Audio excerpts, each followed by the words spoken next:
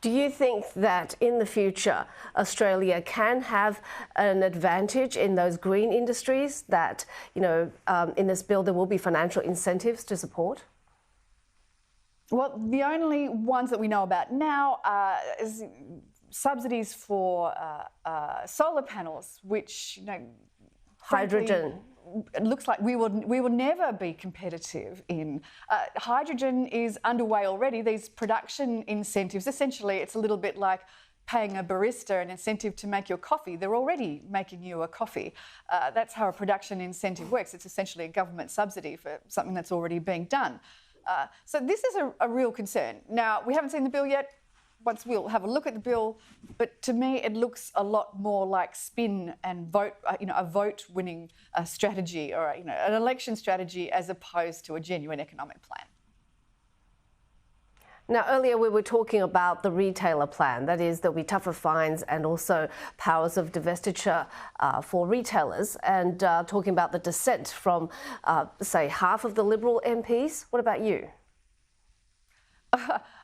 Well, I think that might be significantly overblown. Now, I don't talk about what goes on in party rooms or what goes on shadow cabinets, other than to say that this is where we have an opportunity to present legislation and colleagues have an opportunity to ask questions about it. That's exactly what happened.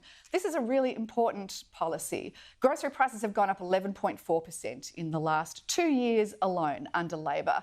But that's because inflation is happening around the world. Concentrated section. Well, inflation is happening here in Australia far more than it's happening around the world now. In fact, inflation is going down around the world and it's still going up in Australia. That's why Michele Bullock refers to it as a homegrown inflation problem. In the meantime, we have a highly concentrated market in the supermarkets, and we know that farmers and small business suppliers and consumers are potentially getting the raw end of the deal here.